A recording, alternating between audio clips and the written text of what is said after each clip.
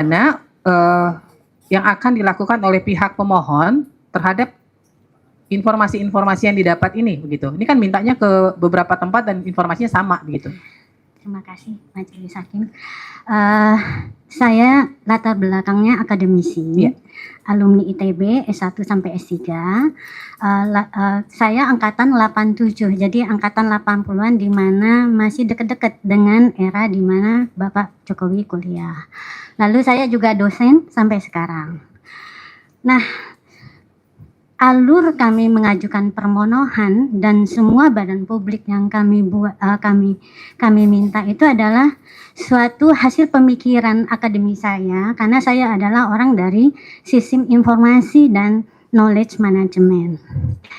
Satu hal yang membuat saya kok ini nggak berkesudahan, bahwa ini harusnya bisa diselesaikan dengan mudah karena ini menyangkut ijazah yang dimiliki oleh publik, dan saya teringat kami pernah mengajukan permohonan di sini, jadi bisa diselesaikan dengan KIP. Lalu alurnya seperti itu, bahwa kalau sistem informasi itu, kita mendesain sistem informasi itu adalah kami memahami konteks sistemnya mulai dari awal sampai akhir. Kalau ini kan konteks kita kan adalah ijazah, jadi harus diselusuri siapa yang menciptakan dokumen tersebut. Terus bahwa problemnya datang adalah ketika ijazah tersebut digunakan oleh badan publik yang bersangkutan di beberapa badan publik, maka ke sana juga harus perlu dilihat untuk meng-cross check apakah ijazah tersebut benar dihasilkan oleh UGM. Kemudian kalau misalnya benar dihasilkan oleh UGM, kami akan mencocokkan benar nggak ini legalisir ijazah yang kami dapatkan dari dua badan publik, ada 3 legalisir, ijazah legalisir itu benar sesuai dengan yang dikeluarkan oleh UGM. Makanya kami meminta, karena legalisirnya sekarang tuh juga mencurigakan. Apakah benar nih UGM menghasilkan ijazah yang seperti ini dengan format legalisir, dengan bentuk legalisir yang tak biasa. Saya potong dulu ya, Ibu ya. Tadi Ibu mengatakan sudah dapat 3 legalisir. Dari mana aja tuh? Dari KPU RI 2, dari KPU DKI 1. KPU Surakarta tidak mau memberikan karena alasan dikecualikan. Sekarang lanjut. Ya. Terus, sekarang fokus kami ternyata banyak itu memang di UGM, karena ijazah itu dihasilkan oleh proses yang panjang. Dan mahasiswa yang kuliah itu berjibaku untuk menyelesaikan, apalagi di UGM itu proses yang tidak mudah. Saya merasakan itu kan 3 kali di ITB itu susah, S2, S3. Jadi kalau ini suatu ijazah yang digunakan oleh seorang pejabat publik diragukan, padahal saya tahu dari ketika saya S3 itu knowledge management, bahwa informasi suatu tata kelola yang baik di suatu organisasi, ya, itu adalah kunci untuk suatu perbaikan, kunci untuk inovasi, bahkan untuk menyelesaikan suatu jalan buntu. Menurut saya ini penyelesaian ijazah ini kita seperti menghadapi jalan buntu. Jadi kuncinya adalah transparansi dan akuntabilitas, itu adalah kunci dari knowledge good bukan knowledge ya, good governance itu kuncinya transparansi dan akuntabilitas. Dan saya sedih kenapa UGM harus terseret-seret terus tidak membuka jalan bahwa ini informasi publik, karena yang kami minta ijazah itu tidak sebuah transaksi jual beli yang satu saat kita beli keluar, tapi ijazah itu prosesnya minimal tuh. Kalau dulu tuh saya tuh ngalamin 9 semester, ada 3 tahap kami di mana bisa DO. Tahun pertama kalau IPK nggak cukup 2, lalu tahap sarmut semester 6 setelah sekian SKS, lalu setelah sarmut pun masih mungkin DO. Kalau tidak menyelesaikan semua mata kuliah termasuk skripsi. Bahkan selesai mata kuliah semua, nggak selesai skripsi, nggak lulus sidang, itu kami masih bisa DO. Jadi saya mempertahankan orang-orang yang berjuang untuk mendapatkan ijazah yang asli. Bahwa itu bukan sekedar ijazah, tapi itu menunjukkan proses intelektual yang harus dia jalani untuk mendapatkan kompetensi yang memenuhi syarat. Sekarang kita ini bicara soal ijazah presiden. Kompetensinya tuh harus sangat tinggi. Standar nilai moralnya juga harus tinggi. Gimana kalau kita bisa membiarkan? Kenapa? Informasi, data, informasi, pengetahuan itu adalah dasar orang membuat keputusan. Sekarang orang nomor satu itu akan membuat banyak kebijakan-kebijakan strategis.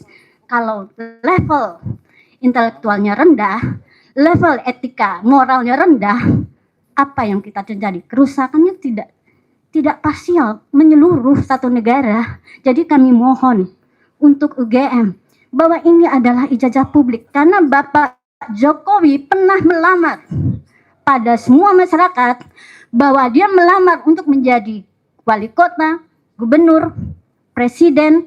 Kami saja melamar itu harus melampirkan ijazah dan transkrip. Legalisir. Ini legalisir saya, ada cap, ada tanggal, ada pejabat yang mentandatangani. Ini transkrip saya lengkap. Saya juga ada nih semua. Ini transkrip saya lengkap. Jadi bukan bentuk daftar nilai. Jadi kalau UGM menyatakan bahwa pada SOP, saya tanya, kapan UGM mulai melakukan sistem informasi yang berbasis digital? Bu, itu transkripnya nggak ada nilainya? Ada. Ada kan? Karena kita serahkan kalau kita melamar kerja, nggak boleh ada yang ditutup-tutupi.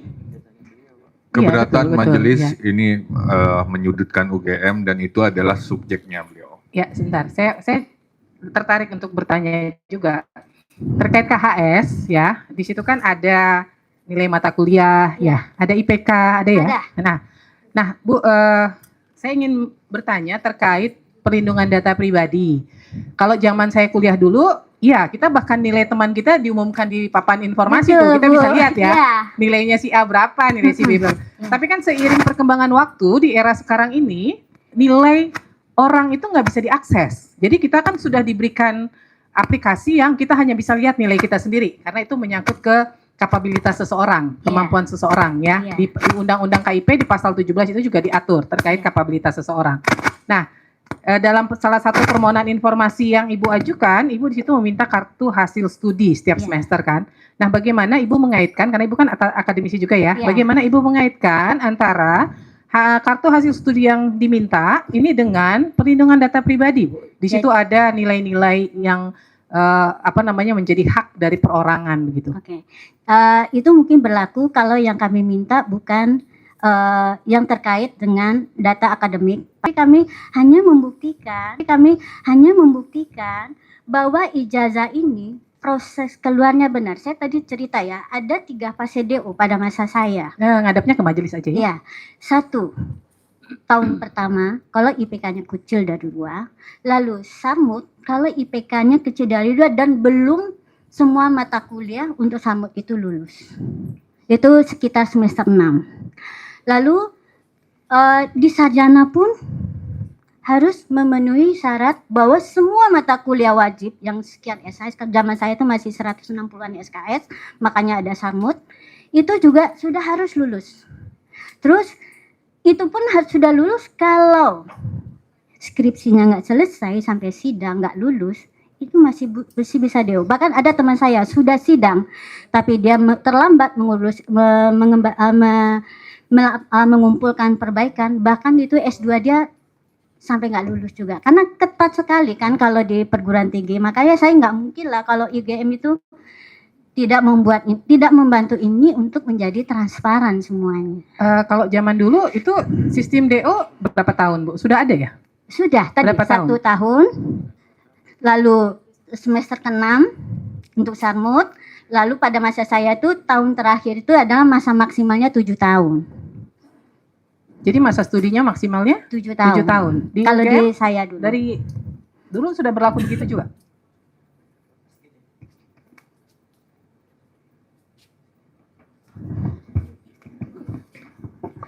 Baik, terima kasih Majelis Hakim yang terhormat untuk berdasarkan buku petunjuk program S1 Fakultas Kehutanan UGM tahun 82, Di situ memang dijelaskan banyak hal terkait dengan proses pembelajaran masa studi, termasuk kurikulum. Dalam hal masa studi misalnya, itu berlaku 2 kali normal. Normalnya adalah 4 tahun dan 8 tahun itu adalah masa DO. Nah, syarat-syarat untuk menentukan apakah mahasiswa itu DO atau tidak, itu dijelaskan juga, misalnya IPK. Untuk program sarjana itu kebetulan paket kurikulumnya adalah sarjana muda dan sarjana. Untuk sarjana muda, misalnya IPK tidak boleh kurang dari 2, kemudian sudah 120 SKS, kemudian tidak ada nilai E, nilai D hanya maksimum 25%. Kalau ini pas, maka dia lanjut ke sarjana. Kalau tidak, maka dia masuk DO. Atau dia harus mengulang beberapa mata kuliah yang memang tidak lulus. Kemudian di sarjana juga berlaku ketentuan mana yang bisa lulus. Misalnya dia harus menyelesaikan total 160, berarti 120 plus 40 SKS. Kemudian nilai E juga tidak boleh ada, kemudian nilai D juga tidak lebih dari 25%, IPK juga harus minimum tertentu ya, 2,5 kalau nggak salah waktu itu. Nah, kalau ini pas, maka untuk bisa melaksanakan ujian skripsi ini sudah harus lulus semuanya. Kemudian ujian skripsi itu juga ada berita acara yang menentukan kelulusan atau tidak. Dan itu ada penentuan yudisiumnya juga. Mungkin tambahan dari saya. Artinya begitu. di tahun 85 itu sudah diatur bahwa sampai dengan DO itu 8 tahun gitu. Ya, di situ Kalau 2 8 tahun kali masa N. studinya. Ya, di situ Gitu dijelaskan 2 kali masa studi di mana program S1 didesain 4 tahun totalnya ya.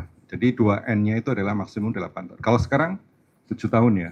Kalau sekarang 7 tahun. Oh iya, Ya. oke. Silakan lanjutkan lagi.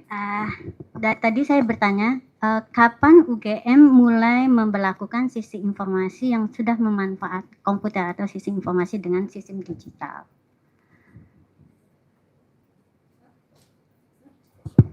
Baik, terima kasih Majelis. Jadi UGM itu menerapkan sistem informasi secara bertahap.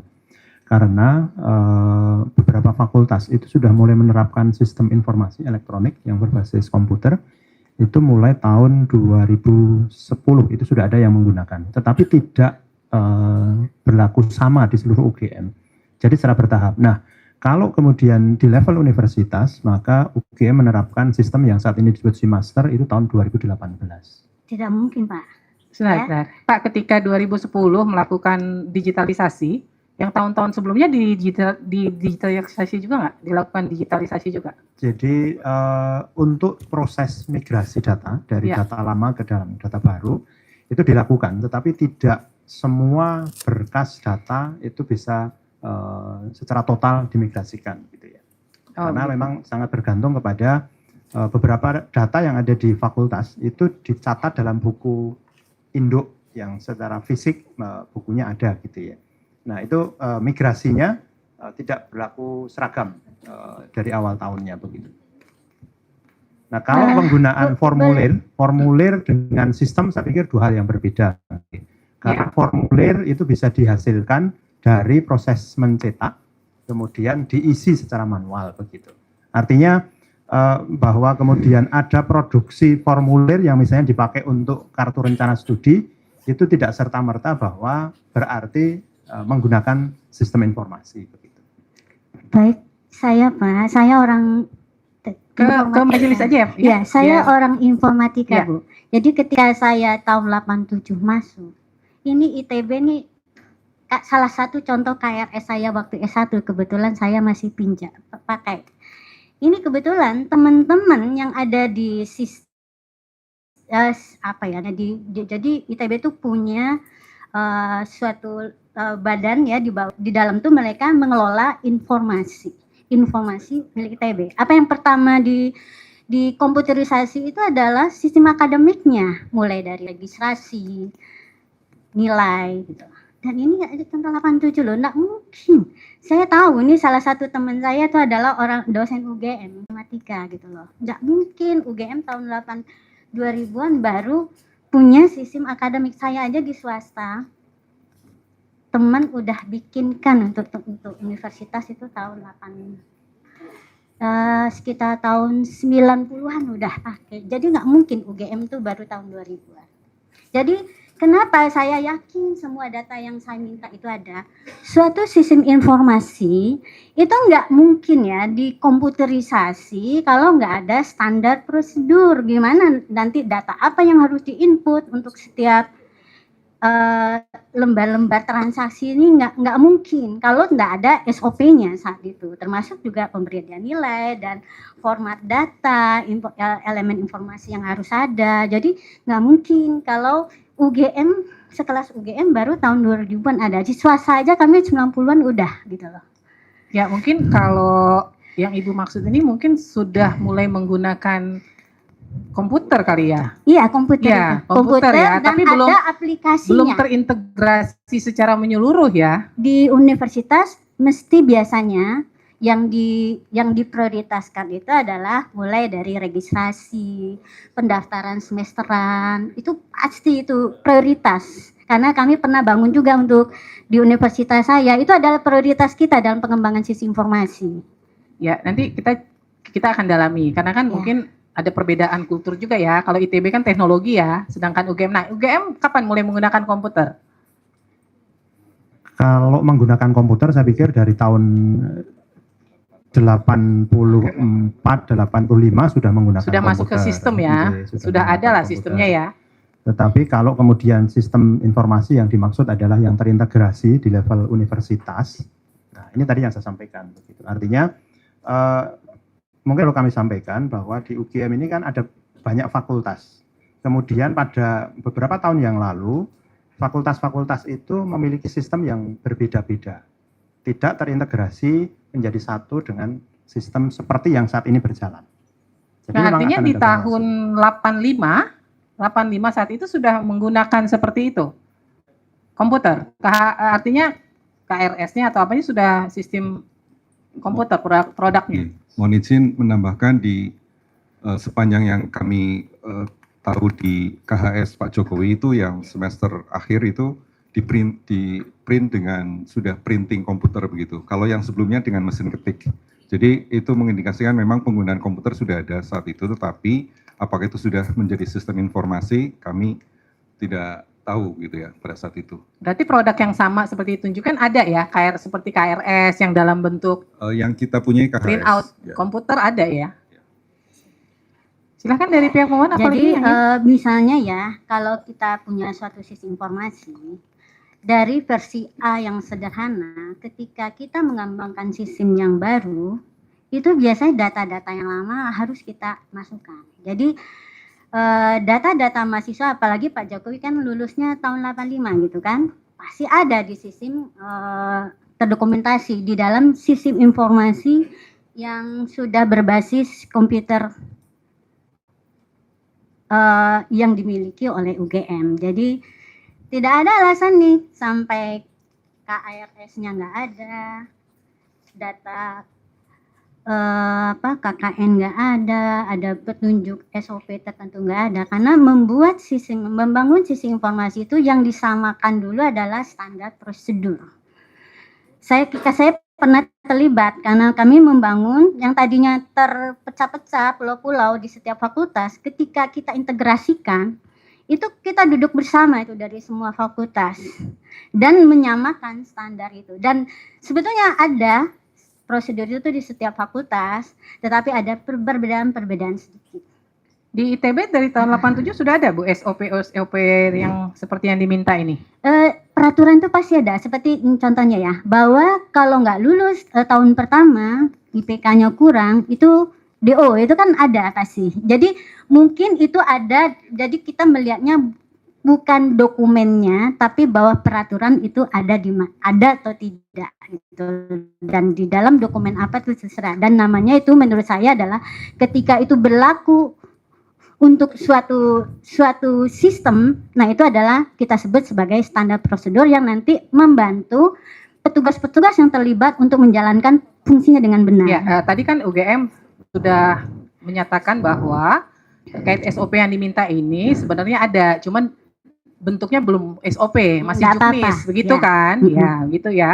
Jadi sebenarnya ada, makanya saya tanya kalau di ITB yang Ibu jadikan panduan, apakah kemudian bentuknya sudah SOP atau masih Iya. bentuknya mungkin juknis juga ya. Majelis izin Ya. kami keberatan karena pemohon izin tidak bertindak atas nama ITB dan apa yang disampaikan dari pemohon tadi sifatnya asumsi dan justru menyimpulkan. Itu yang memang keterangan data dan fakta itu harus kita jelas lebih dulu gitu. Seperti itu, Ya, Ketua jadi Majelis. kebetulan Makasih. memang latarnya akademisi dan dia mengambil contoh ITB Iya. ya karena produknya dari ITB juga yang ITB ditunjukkan. dan gitu ya. sebetulnya di Betul. universitas tempat saya mengajar juga. Ya betul. Jadi Iya. memang tidak bisa di soundingkan karena masing-masing perguruan tinggi tentunya punya kebijakan sendiri begitu ya. Nah, ada lagi Bu yang ingin disampaikan silakan. Saya nambahkan, jadi Ya. tadi kalau rekan saya Leoni memberikan perspektif yang lebih besar, big picture, Ya. saya kembali ke laptop. Jadi menarik sekali apa yang sudah dibacakan majelis komisioner, menanyakan 20 permohonan dokumen informasi publik, satu persatu dijawab. Nah, yang dari catatannya ya setidaknya ada 5, kurang lebih 5 yang dijawab oleh UGM termohon, bahwa dokumen itu ada dan terbuka. Iya. Ya. Pertanyaan saya, kenapa ketika ada dan terbuka itu tidak diberikan kepada kami pada permohonan awal kami pada awal Agustus? Jawaban permohonan pertama kami semuanya dijawab tidak dalam kekuasaan kami. Dokumen ada dalam kekuasaan Polda Metro Jaya, 3 tidak atau belum ada. Jadi dari sini kami melihat ada inkonsistensi UGM dalam menjawab soal ada dan tidaknya dokumen. Itu satu, ada 2 lagi. Yang kedua, tadi majelis juga menanyakan setelah kami mendapatkan informasi dan pengetahuan dari sidang ini, apa yang akan kami lakukan? Kurang itu kan pertanyaannya. Tentu kami akan cross check dari semua informasi dan data yang kami peroleh melalui proses ini. Misalnya yang paling gamblang adalah soal ijazah. UGM di forum ini menyebut itu dikecualikan, tertutup. Tetapi kami sudah mendapatkan salinan ijazah itu dari KPU Pusat dan KPU Jakarta. Nah, itu bagaimana itu mensinkronkan konsistensi ini? Apakah dalam hal ini KPU lebih terbuka, lebih memahami prinsip-prinsip keterbukaan informasi publik, sementara UGM yang notabene institusi akademis, universitas yang kredibel, malah cenderung ingin menutupi. Tolong nanti dijawab. Pertanyaan kami terakhir, nah yang perlu kami sampaikan juga ke sidang ini,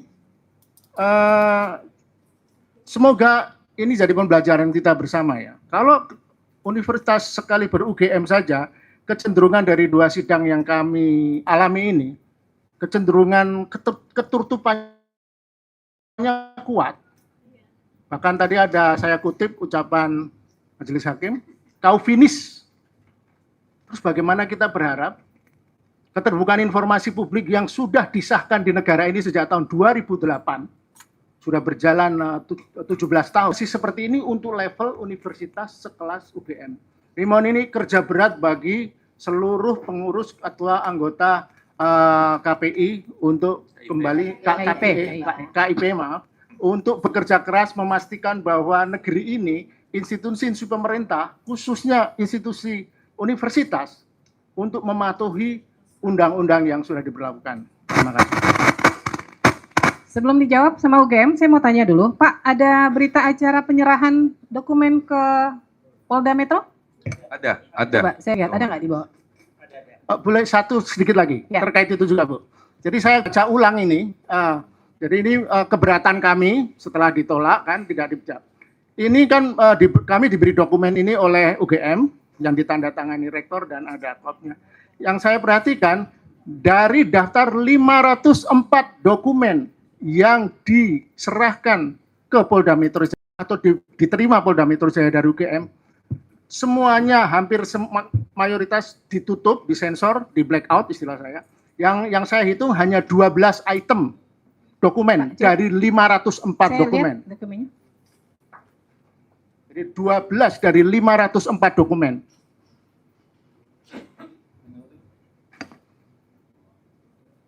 Ini yang diserahkan ke UGM nggak ditutup, yang diserahkan ke Polda Metro nggak ditutup kan? Nggak ya?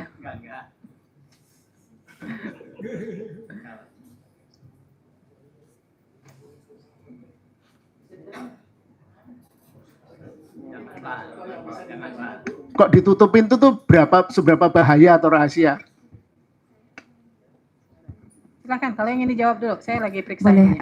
terima kasih Ketua Majelis izin menjelaskan terkait dihitamkannya dokumen tersebut. Karena yang kami buka itu hanya yang relevan dengan permohonan informasi, permintaan informasi dari pemohon. Jadi yang tidak relevan dengan permintaan informasi dari pemohon kami hitamkan. Begitu, terima kasih. Mbak, jadi dengan kata lain gitu ya. Sebentar, Sebentar. izin majelis. Pemohon menerima dokumen yang dihitamkan, ya kan? Tadi saya bertanya, dihitamkan itu atas dasar apa? Karena ada data pribadi di situ. Baik, Ibu uji Majelis. konsekuensinya ada nggak? Karena kan berdasarkan suatu hal yang dihitamkan, kaitannya dikecualikan, apakah sudah ada uji konsekuensi sebelum itu dikasih? Itu sesuai dengan klasi informasi yang Iya, dikecualikan. artinya ada keputusan, artinya bukan kebijakan langkah waktu saat menghitamkan itu. Ada nggak keputusan atasan PPID yang mengatakan bahwa ada hal-hal yang harus dihitamkan? Jadi bukan langkah sendiri, itu yang perlu dikelirkan. Ada Terkait dengan dokumen itu, ada penetapan klasifikasi informasi yang dikecualikan yang di situ menyebutkan data pribadi apa saja yang memang kita tidak boleh Sebelum kecualikan. tanggal berapa itu uji konsekuensi? Sebelum itu. Sebelum ya? Iya. Bisa diperlihatkan tadi kan? boleh. Ya. Tanggal berapa itu data pemohon, data dikasih? Tanggal berapa?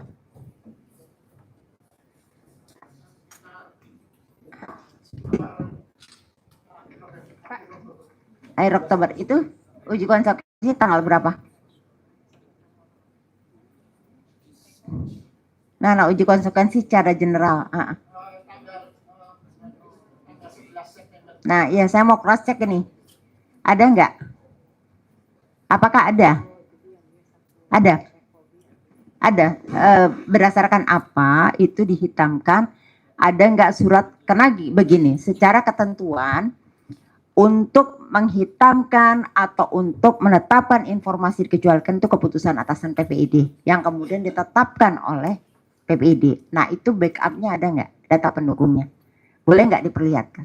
SK-nya ada. Iya, makanya diperlihatkan. Baik. Karena kita mau ngeliat cross check tanggalnya, apakah itu dibuat sebelum dokumen itu dikasih. Kalau tidak, berarti kewenangan siapa yang menghitamkan? Itu yang perlu diperlihatkan. Ya, sebentar. Anggota majelis kami akan perlihatkan. Yang itu mengatakan itu di klasifikasi dokumen itu. Dan kemudian di luar itu kan sebelum itu juga menghitamkan, tahapannya kan pasti ada juknis. Ketika itu misalnya katakanlah informasi dikecualikan sudah lama dibuat gitu ya. Tentunya seorang PPID juga PPID pelaksana atau PPD pelaksana untuk menghitamkan tentunya ada backup perintah. Ada nggak yang bisa yang bisa diperlihatkan?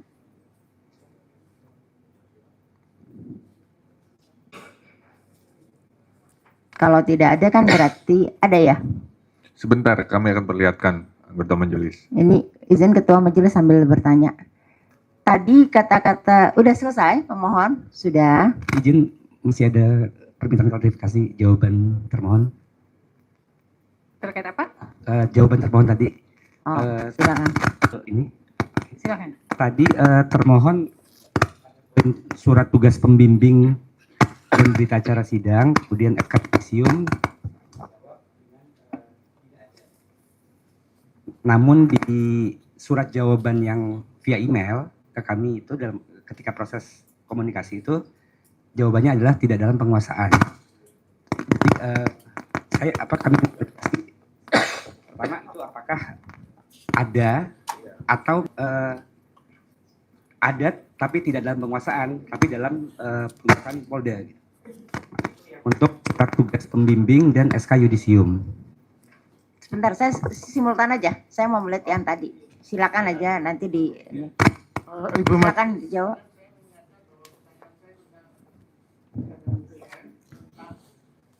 jawaban yang ada dan terbuka yang sekarang disampaikan di sidang ini. Ya. Kenapa pada surat tidak diberikan? Ya, jadi sebenarnya begini, saya menjelaskan saja.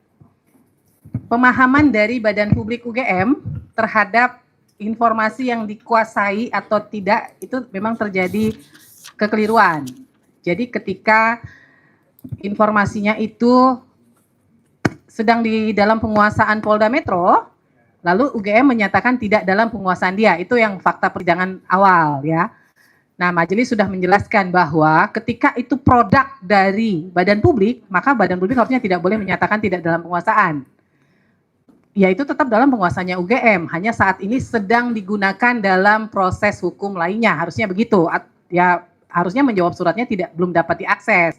Begitu ya, tapi karena kemudian UGM mungkin belum paham bahwa tidak dalam penguasaan itu pengertiannya bukan produk dari mereka, ya dia menjawabnya seperti itu. Ya, tapi sebenarnya kita tadi sudah menegaskan informasi itu ada dalam penguasaan UGM, ya kan? Hanya saat ini tidak bisa diakses karena sedang menjadi barang bukti di persidangan lainnya, gitu Betul, kan? Ketua Majelis. Tapi dalam penguasaan UGM, ya kan? Iya, dalam penguasaan UGM. Maka pada jawaban UGM itu kan di situ dibilang ya tidak dalam penguasaan karena sedang dalam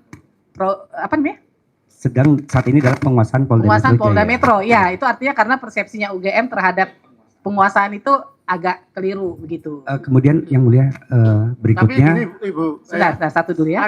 Ada yang beberapa poin yang tadi disampaikan dalam dialog antara majelis dengan UGM. Beberapa yang disebut oleh UGM ada dan terbuka itu saya sebutkan catatan saya. KHS itu ada dan terbuka. Iya, betul. Kemudian laporan tugas skripsi ada dan terbuka. Iya. Kemudian KHS tertutup, Pak. aturan BO ada dan terbuka. Iya. Kemudian permintaan verifikasi ijazah ada dan terbuka. Iya. Nah, berarti ada 4 atau 5. Iya. Kenapa enggak disampaikan sejak awal? Nah, iya itu Pak. Jadi alasannya UGM memang karena sedang dalam proses persidangan lain. Maka walaupun ada dan sifatnya terbuka, tapi UGM-nya mengacu ke pasal 17 ketika sedang dalam proses persidangan.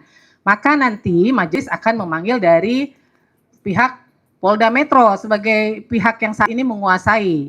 Nah, sekarang kan majelis meminta nih surat tanda terima penyerahan dokumen ke Polda Metro. Salah satunya di sini memang ada KHS yang diserahkan ke sana, begitu ya.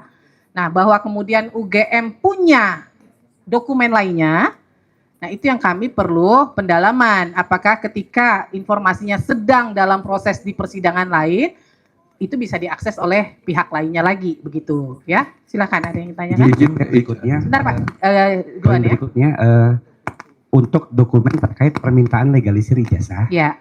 Jadi termohon menjawab tidak terdokumentasi, bahasanya seperti itu. Betul. Terus kalau dari surat jawaban ini bahasanya tidak dalam penguasaan. Iya.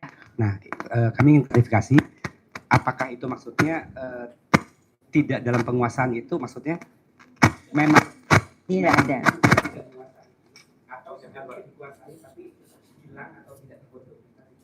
Nah, itu yang kami meminta UGM tadi menelusuri. Karena ini ada dua kemungkinan. Kemungkinan pertama, verifikasi faktualnya tidak dilakukan oleh KPU. Ya kan? Itu bisa jadi kemungkinan pertama. Kemungkinan kedua, verifikasi faktualnya dilakukan. Berarti kan harus ada surat resmi yang dikirimkan ke UGM dan surat itu hilang. Ya kan? Antara dua ini, benar nggak? Ya kan? Jadi kemungkinannya dua. Maka nanti kami juga akan memanggil KPU. Benar nggak dilakukan verifikasi faktual pada saat itu?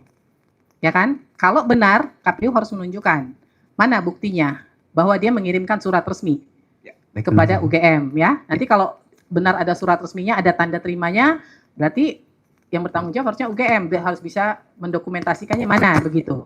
Ya, gitu ya. Ya, izin Silakan. majelis menambahkan tadi sudah terjawab oleh Ketua Majelis, kondisinya seperti itu, Pak.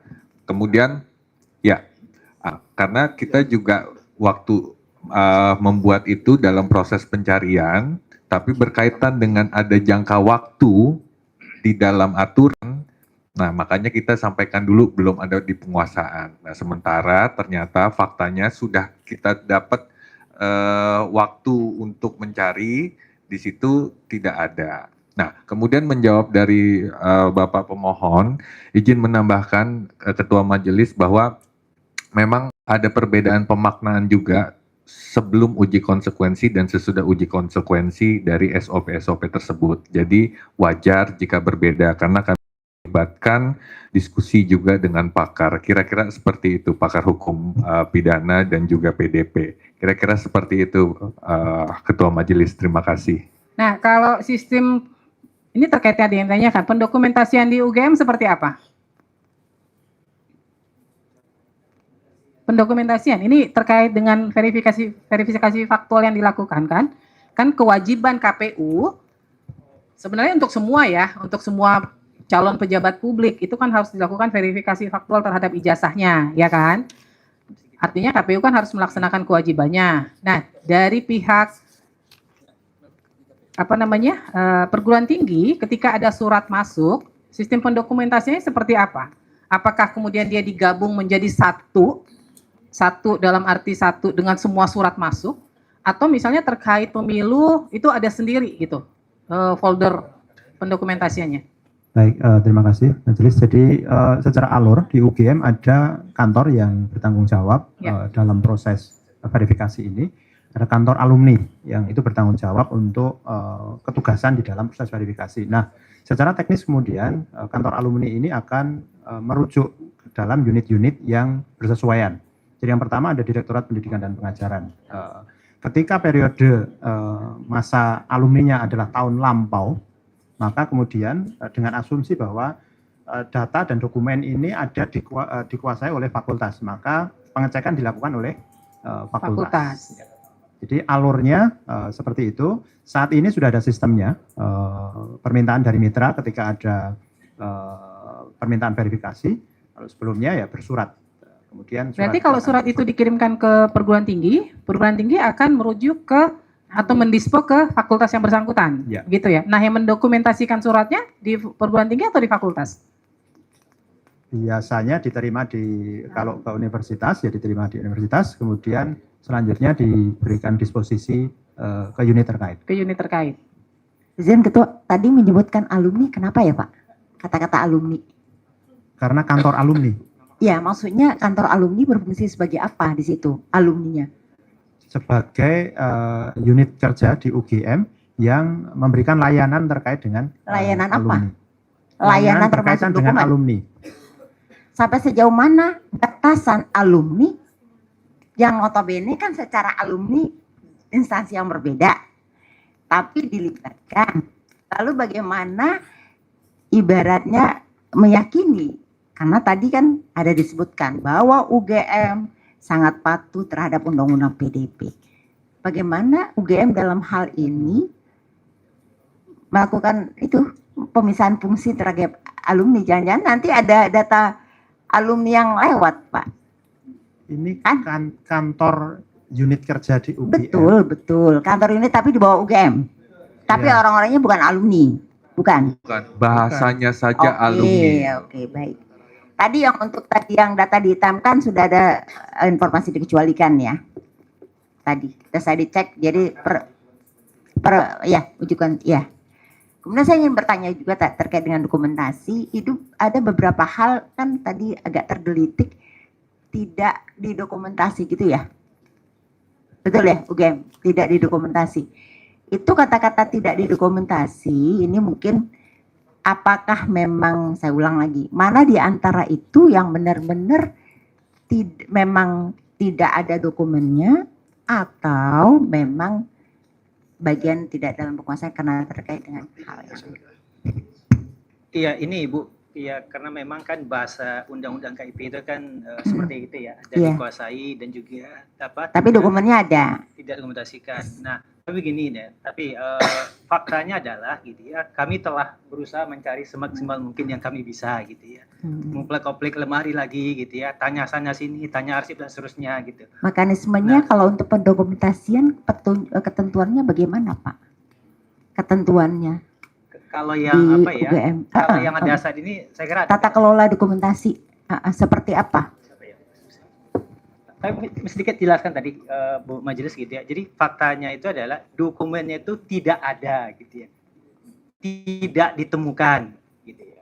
Jadi tidak ditemukan itu apakah kemudian itu apakah benar-benar tidak ada ya kemudian musnah, itu kami yang tidak bisa menggaransi karena peristiwanya itu sudah cukup lama gitu ya. Tapi yang bisa kami lakukan adalah kami mencoba mencari semaksimal mungkin. Bahkan kemudian dokumen yang notabene itu tidak ibu bapak minta sesungguhnya, tapi karena ada kedekatan ya informasinya, tetap dengan dekat baik kami coba untuk keluarkan. Mungkin itu ya. Jadi kalau bahasa awamnya itu adalah ya betul ya, tidak ditemukan dokumennya gitu. Tidak ada dokumennya. Apakah memang dokumennya itu memang pernah ada atau memang ini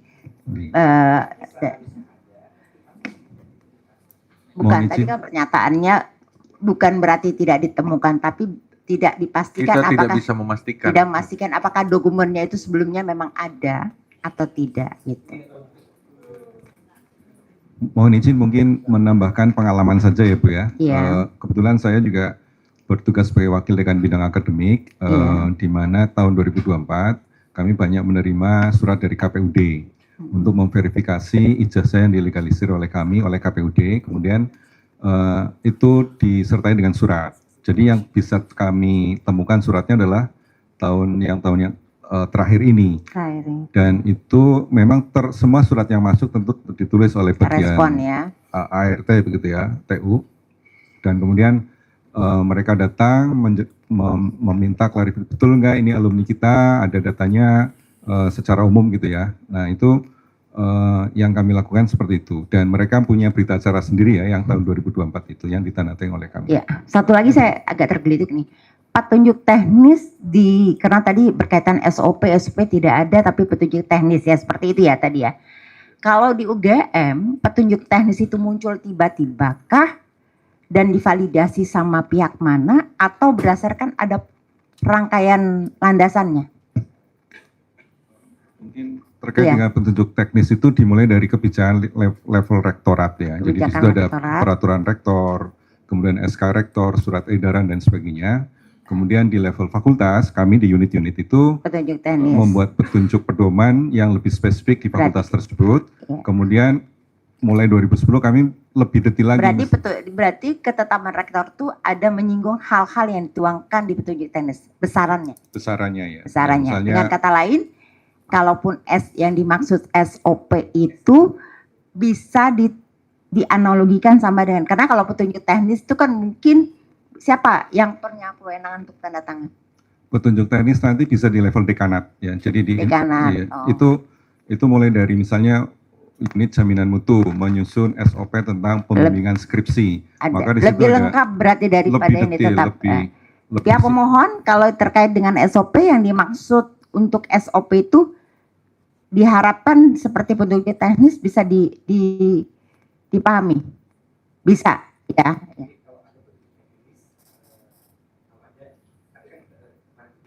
Pakai ini Pak, pakai skenario terekam. Kalau ada diprediksi terus, kami kan kemarin kan sepertinya mungkin tidak ada, tapi nah ini sebenarnya kalau itu diprediksi kan dasarnya ada.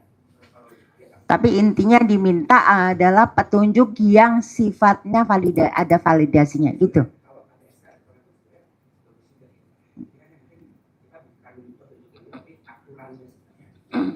Aturan yang dikeluarkan ya bukan besaran seperti jabarannya kan, tetapi validasi yang sudah divalidasi begitu ya.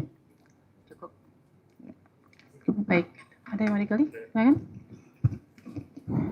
Terima kasih Bu Ketua. Saya ke termohon dulu sebentar.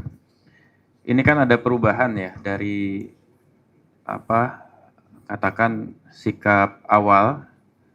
Lalu kemudian ada perubahan dan penjelasan. Saya mau memberikan kesempatan saja menjelaskan. Sebenarnya sikap defensif di awal itu lebih kepada pihak UGM ingin menutupi informasi atau rasa tanggung jawab terhadap informasi yang dikelola. Karena ini kan harus jadi fakta persidangan yang tidak boleh diinterpretasi oleh majelis komisioner.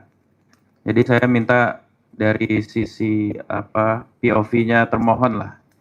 Sebenarnya kemarin itu atau sekarang di awal persidangan posisinya ini ingin menutup-nutupi informasi atau lebih ke kekhawatiran penggunaan informasi yang akan disalahgunakan atau gimana sih sebenarnya?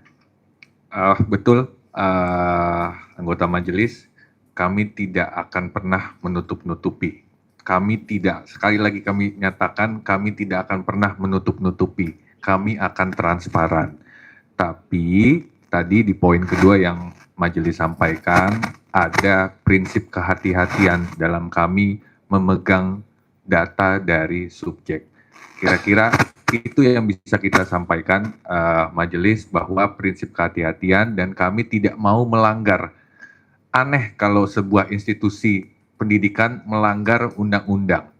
Kira-kira seperti itu majelis. Baik, kalau begitu untuk uji konsekuensi, apakah perintah majelis untuk melakukan uji konsekuensi ulang dengan komposisi yang lebih beragam, apakah bisa dipenuhi nanti?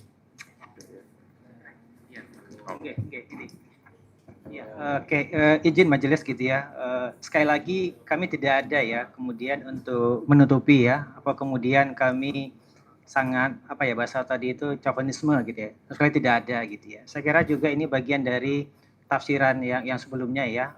Terus terang kami kan menganggap bahwasanya uji konsekuensi itu dalam konteks Pak Jokowinya gitu. Nah, ketika dalam konteks Pak Jokowinya itu kan memang kan berkaitan dengan data pribadi beliau. Terus terang ini yang kemudian menjadi concern kami. Tadi sudah sampaikan teman kami lah, itu bagian dari kehati-hatian kami gitu ya. Yang memang itu digariskan oleh Undang-Undang Perlindungan Pribadi, sekalipun juga menjaga kerahasiaan itu gitu. Tapi kalau kemudian gitu ya, majelis untuk memerintahkan ya untuk selanjutnya uji konsekuensi, dan itu sifatnya umum, kemudian melibatkan masyarakat, saya kira tidak ada beban bagi kami untuk melakukan itu. Karena memang sekali lagi tidak ada data pribadi dari subjek pemilik data pribadi yang kami potensi untuk kami langgar gitu ya. Jadi saya kira seperti itu. Dari kalau tidak ada kekhawatiran, sebenarnya kekhawatiran itu kan berarti dari persepsi termohon terhadap pemohon ya. Katakanlah kehati-hatian ya, bukan kekhawatiran. Sebenarnya yang dikhawatirkan atau yang dicurigai atau yang diantisipasi oleh pihak termohon terhadap pemohon ini apa?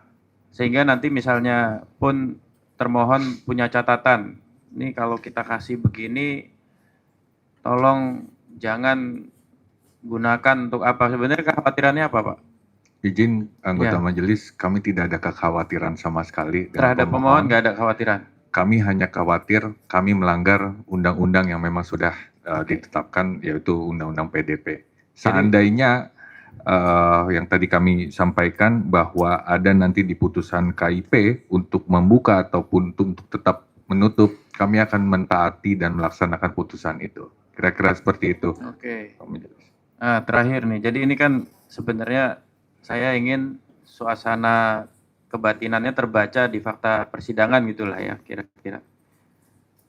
Sebenarnya pihak termohon tuh tertekan dengan suasana ini ya, suasana isunya ya sebenarnya di awal itu ya. Kenapa kok hati-hati banget? Kenapa pihak termohon? Saya kira kalau konteks suasananya mungkin. Jadi tertekan, kita, saya kira tidak Pak Majelis gitu ya. Pengunjung harap tenang ya. Pengunjung tolong ya.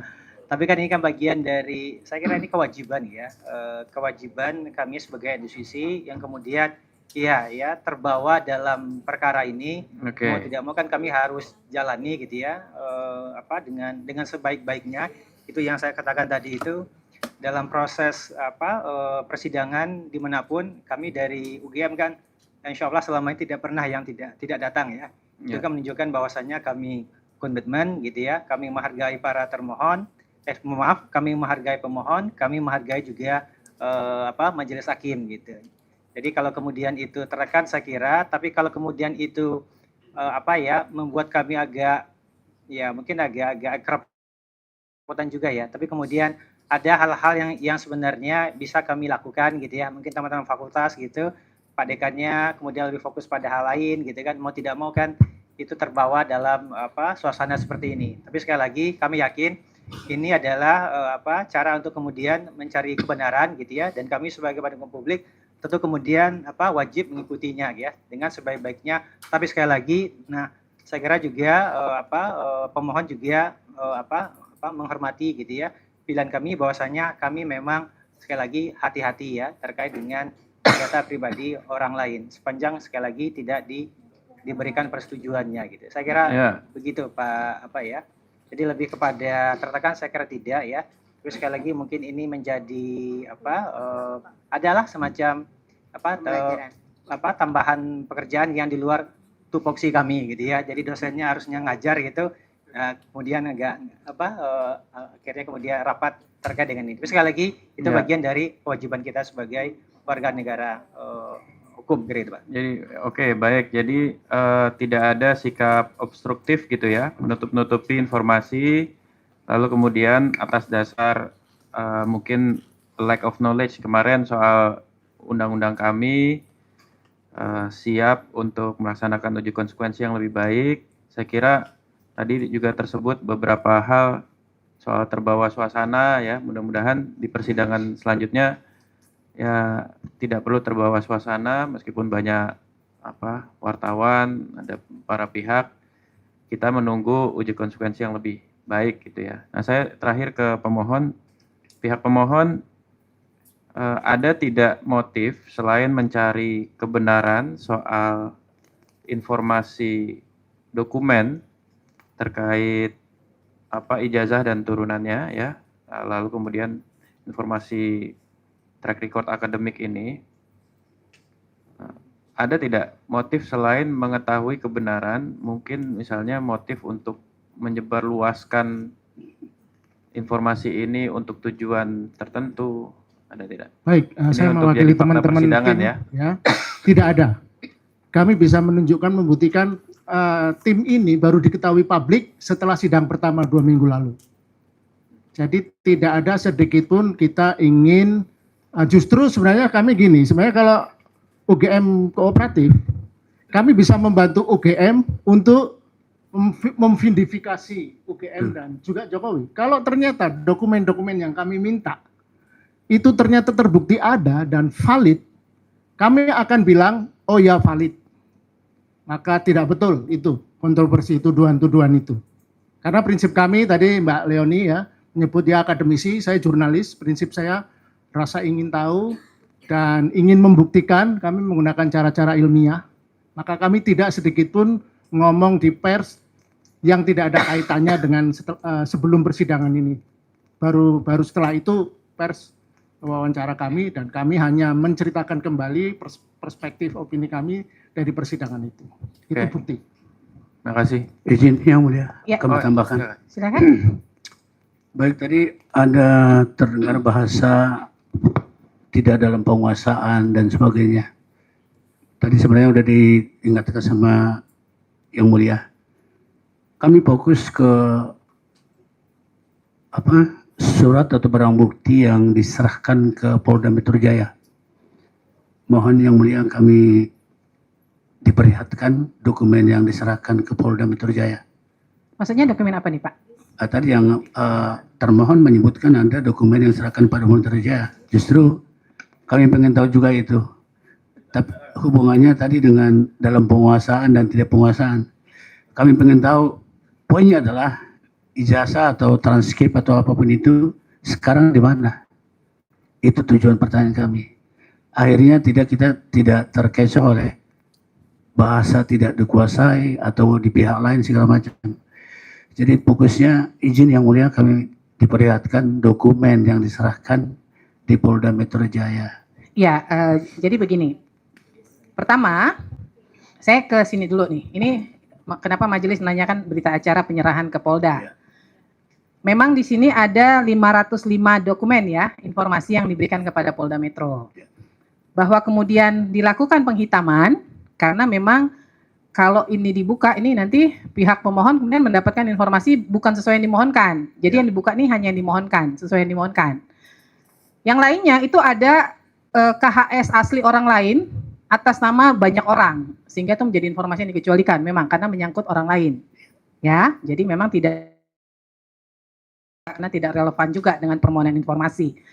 Nah, bahwa kemudian pihak pemohon ingin ditunjukkan informasinya karena dari pihak termohon masih menyatakan kecualikan, memang belum bisa ditunjukkan. Nanti seiring berjalannya persidangan ini, majelis akan memutuskan berdasarkan fakta persidangan, apakah informasinya menjadi informasi terbuka yang boleh diakses, atau menjadi informasi yang dikecualikan itu nanti. Karena kami pada persidangan berikutnya akan memanggil beberapa saksi, termasuk dari KPU, untuk kemudian melakukan klarifikasi, benar nggak dilakukan verifikasi faktual. Ada nggak suratnya dikirim nih untuk melakukan verifikasi? Kalau ada, dilakukan, berarti suratnya harusnya terdokumentasi di UGM. Tapi kalau tidak dilakukan, berarti ada yang macet nih. Proses verifikasi tidak dilakukan. Nah, itu yang kita masih menggali dulu menjadi fakta persidangan. Baru nanti kemudian majelis akan memutuskan. Jadi berdasarkan hukum acara di Komisi Informasi, ketika pemohon masih menyatakan dikecualikan, ya sementara informasinya belum bisa diakses. Tinggal nanti tergantung putusan, ketika dinyatakan terbuka yang menjadi hak publik untuk mengaksesnya. Begitu ya Pak ya? Baik Yang Mulia, jadi catatan kita ya. Mohon. Ya. Terima kasih. Ada lagi yang ingin Sedikit disampaikan? Silakan. Mulia, sorry, saya sedikit saja teknis ya. Ya. Perlu kejelasan itu KHS dikecualikan atau tidak? Kesini, hadapnya ke sini Pak. Saya baca catatan saja. Ya, Tadi karena kan karena gini. sudah saya catat ya. Gini, Bu Ketua. Ya. Rektor UGM bahkan sudah beredar di publik menyebut nilai IPK Jokowi hanya 2,5 lebih sedikit minimal. Ya. Oke, itu angka. Kalau kemudian menyebut bahwa kami taat kepada aturan, ini angka gitu loh. Itu satu. Yang kedua adalah bahwa ini diserahkan karena ada banyak yang dihitamkan, itu karena disebutkan di luar yang dimintakan oleh pemohon. Baca di Undang Informasi Publik pasal 22 ayat 7. Kalau itu ada dihitamkan, harus ada penjelasan. Kenapa dihitamkan? Kan itu harus kita ini gitu loh. Dan yang terakhir adalah saya memahami kalau hanya menyebut pada diksi SOP. Tapi kalau kita lihat di permohonan, pemohon itu adalah menyebut SOP dan aturan gitu loh. Jadi kalau aturan kan sebenarnya umum gitu ya. Bagaimana mungkin kemudian orang bisa di DO kalau tidak ada aturan? Bagaimana mungkin kemudian orang serta-merta disebut masuk kuliah kalau tidak ada aturan? Berarti itu kan ada aturan sebenarnya bahwa dia bukan SOP, iya. Gitu loh. Yang di sini minta adalah aturannya gitu. Jadi saya kira UGM pun terbentuk karena ada undang-undang, ada aturannya gitu kan. Jadi pada posisi itu saya kira kita udah clear supaya pada pertemuan berikutnya tidak kita berdalil bahwa oh ya nanti berikutnya kapan berakhir ini. Gitu loh. Saya kira itu. Ya, ada lagi? Silakan. Masih terkait dengan 505 dokumen yang di dalam hitam putih ini ditulis sebagai tanda terima. Nah, tetapi tidak menjelaskan apakah tanda terima ini inisiatif pihak UGM menyerahkan 5 dokumen atas nama Jokowi di Fakultas Kehutanan UGM atau 505 dokumen ini merupakan inisiatif Polda Metro Jaya berdasarkan izin penyitaan dari pengadilan negeri dan pengadilan negeri yang mana, dan apakah ada berita acara penyitaan. Karena di sini hanya menyebutkan tanda terima, sehingga ini bisa menimbulkan tafsir, bisa saja UGM menyerahkan 505 dokumen untuk seorang mahasiswa, dan jumlah 505 ini bukan soal kecil. Satu orang mahasiswa, tapi 505 dokumen, ini dokumen apa saja? Apakah terkait dengan penyidikan yang di Polda Metro Jaya, atau yang tidak ada hubungan pun semua diserahkan? Ini tidak jelas di dalam tanda terima ini. Jadi supaya pihak UGM harus menjelaskan bahwa tanda terima ini didukung dengan berita acara penyitaan. Biasanya pihak yang disita itu diberikan kopi berita acara. Juga dilampirkan dengan izin penyitaan. dari pengadilan negeri. Nah, pengadilan negeri ini apakah pengadilan negeri Jogja atau pengadilan negeri Jakarta Selatan, domisilinya Polda Metro Jaya? Pak, itu memang ada permintaan awal Bapak ya? Ya. Sebelumnya memang itu bagian nggak dari permintaan. Nah, kenapa UGM kasih? Ini surat tanda terima kenapa dikasih sih? Ada nggak permintaan informasinya? Berita tanda terima surat tanda terima ke Polda Metro? Ini yang bikin blunder ini nih. Iya. Mohon maaf, Ketua Majelis Ya. izin menyampaikan. Sebentar, saya mau dengar Boleh? dulu nih. Majelis izin menyampaikan bahwa itu kami berikan sebagai bukti bahwa memang dokumen-dokumen yang dimaksudkan itu saat ini tidak berada di kami, gitu. Jadi sebenarnya gini, ketika menjawab surat nggak usah melampirkan bukti, karena ini akhirnya mengundang rasa ingin tahu terhadap yang lainnya. Ya, terima kasih sebagai masukan. Bahwa sedang dalam proses persidangan tinggal dijawab saja, sedang dalam proses persidangan di tempat lain begitu. Ya, ini kan akhirnya blunder nih. Sama laporan, tidak ada laporan KKN ya, kasih nilai KKN. Jadi orang bertanya nilai KKN itu berdasarkan ada. Jadi dikasih yang sesuai dengan permintaan saja. Iya, maka saya juga bingung nih, ini ada surat tanda terima di permohonannya nggak ada tanda terima yang diminta gitu loh. Izin Bu Ketua, Ya. tunggu dulu, bentar.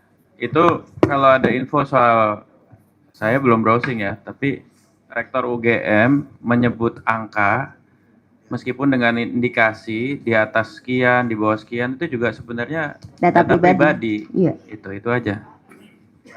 Ada lagi? Silakan dari pihak Ada. pemohon. Nah, Ya, jadi surat sebentar, tanda terima ini ini, belum selesai. Ya, surat silakan. tanda terima ini, Ya.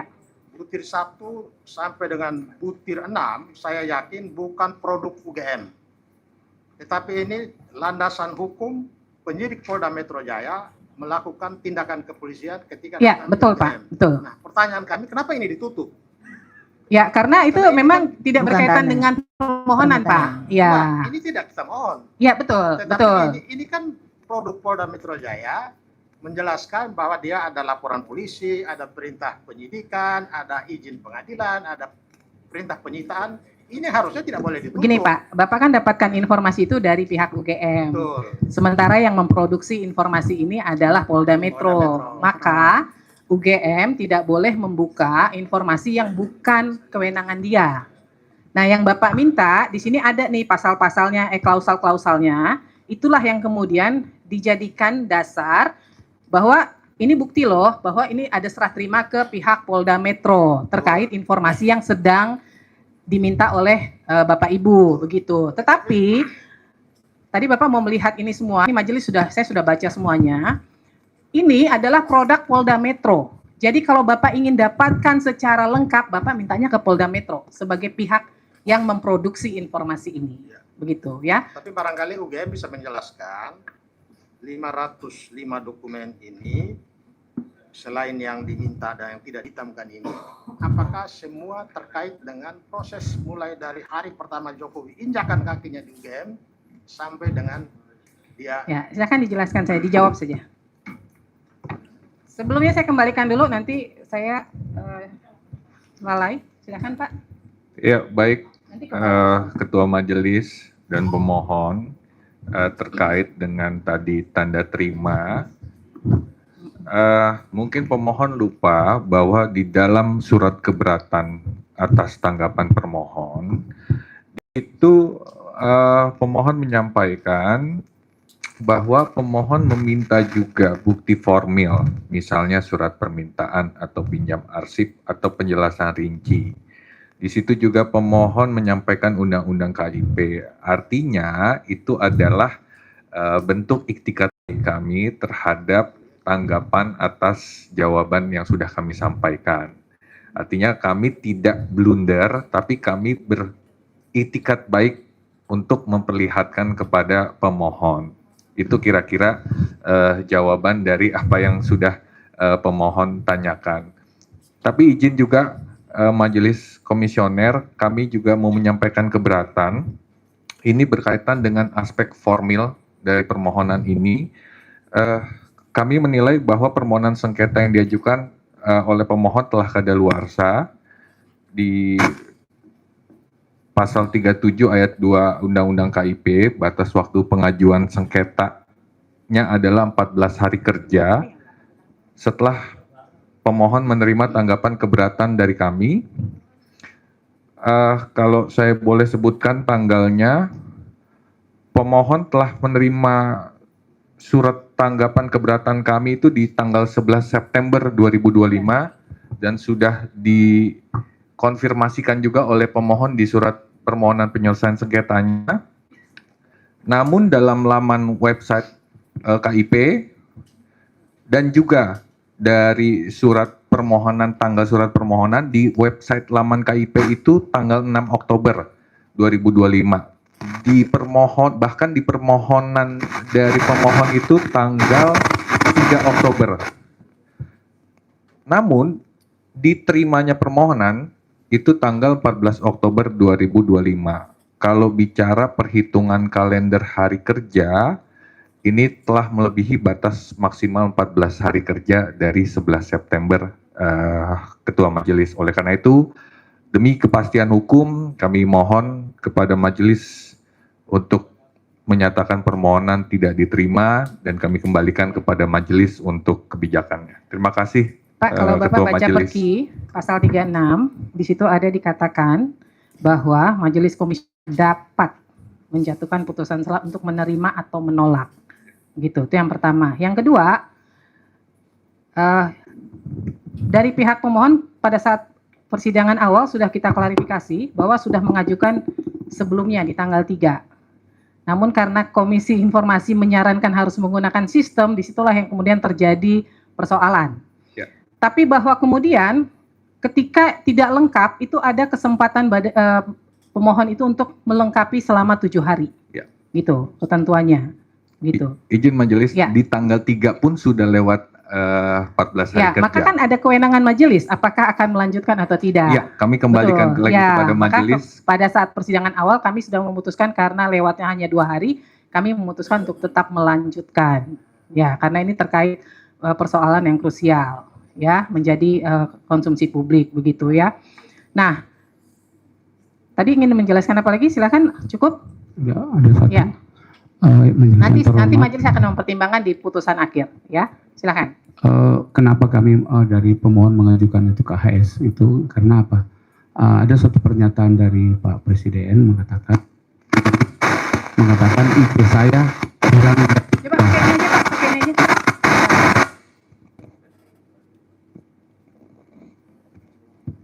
Tes. Jadi di dalam satu pertemuan di UII, Pak Presiden dengan gamblang Pak Jokowi mengatakan IP saya kurang 2. Nah, saya mau klarifikasi dengan UGM tadi katanya dengan Ibu Ovip katakan kemarin di media Bu juga, Orfa, ya di bawah di atas 2,5. Gimana dengan pernyataan apakah itu benar atau tidak supaya tidak ada kesimpang siur kepada masyarakat. Terima kasih. Mau dijawab atau tidak?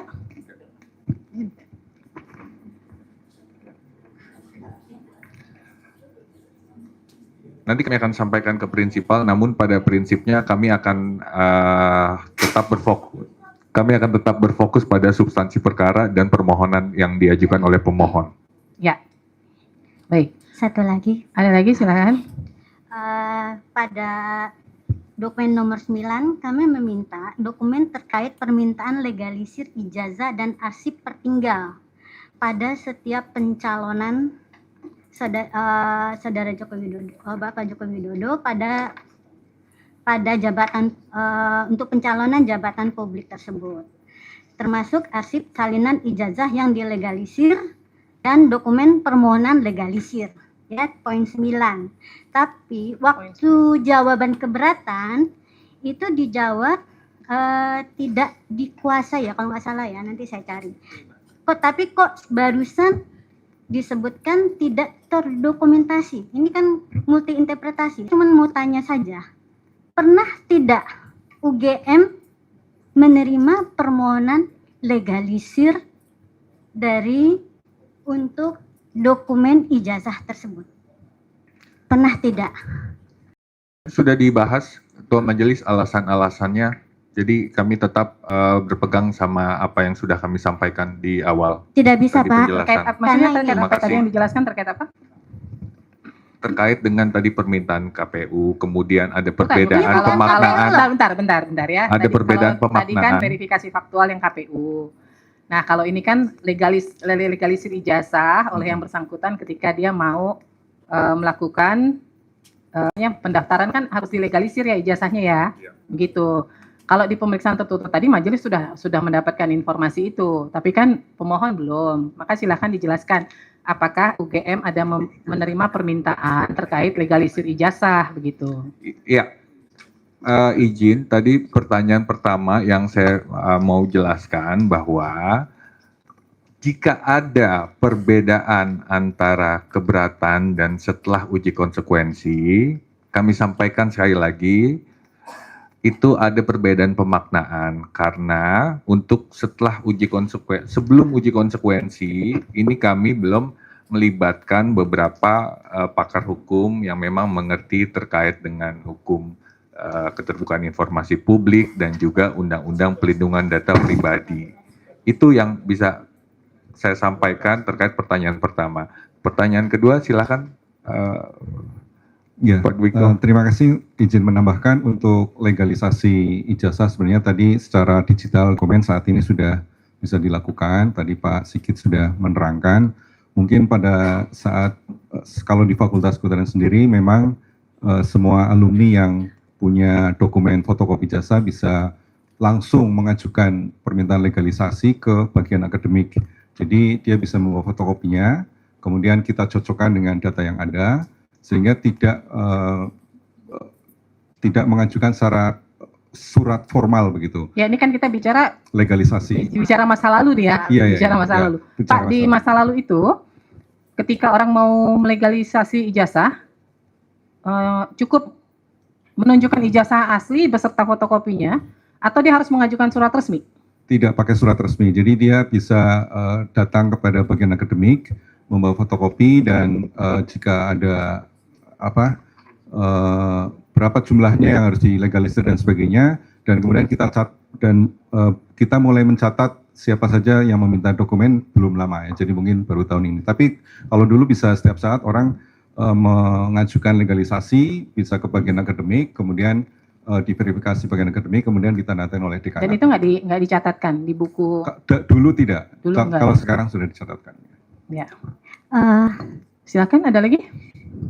Kalau yang biasanya permintaan legalisasi itu kan pasti mencatatkan ke buku besar, kemudian membawa ijazah asli. Nah, saya mau nanya SOP itu adalah memastikan, apalagi sekarang banyak kasus ijazah palsu. Apa sih yang dilakukan oleh universitas ketika menerima permohonan legalisasi? Apa aja prosedurnya? Apakah mereka mengecek? Karena itu nanti kan syarat ijazah tuh mudah dipalsukan. Tapi kalau kita punya semua dokumen akademiknya lengkap, itu kan bisa dipertanggungjawabkan bahwa ini ijazah yang fotokopi dan ijazah asli yang dia bawa itu memang valid dari data punyanya perguruan tinggi. Itu yang kami mau tuju gitu loh. Sekarang ini nih contoh ijazah saya, ya. Bu, jadi gini. Ada tanggal. Sebentar. Masing-masing institusi itu kan pasti punya SOP atau aturan yang berbeda. Saya juga sering melegalisasi ijazah SD, SMP, SMA. Saya nggak perlu ngasih surat dan nggak perlu ini. Saya cukup bawa ijazah asli. Saya legalisir 10 lembar, itu langsung dilegalisir, disesuaikan dengan aslinya, udah selesai. Maka tadi saya menggali dari UGM. Sistem di UGM seperti apa? Jadi kalau di ITB mungkin harus didaftarkan, belum tentu kita memaksakan itu berlaku di perguruan tinggi lain gitu ya kan. Maka apa yang tadi sudah disampaikan UGM bahwa ternyata mereka sekarang juga menggunakan sistem digital kan. Orang cukup mendaftarkan melalui web online itu sudah bisa dilegalisasi gitulah. Nah, jadi itulah fakta persidangan yang disampaikan oleh pihak UGM sebagai badan publik saat ini gitu. Maksud saya, ini kan kita ingin mencoba mengklirkan apakah sejak zaman dulu UGM ketika seseorang membawa ijazah asli dengan label ya bentuknya adalah ijazah UGM, kemudian dia bawa fotokopi, apakah hanya kemudian dia mencatatkan permohonan legalisasi, apakah dengan hanya berdasarkan 2 dokumen itu UGM memberikan legalisasi? Bu, nanti kan ada petunjuk teknis nanti bisa dilihatkan ya. Artinya gini, forum ini hanya memposisikan informasinya terbuka atau tertutup. Tidak sampai turunan dalam arti mekanisme segala macam. Tapi kan nanti kan permintaan Ibu, nanti kalau sepanjang itu katanya informasi terbuka, dilihatkan saja, diberikan. Tetapi untuk membedah apakah itu juknis itu benar atau salah atau apa, atau bagaimana pelaksanya, ranah itu bukan di sini Bu. Ini hanya informasinya terbuka atau tertutup. Kalau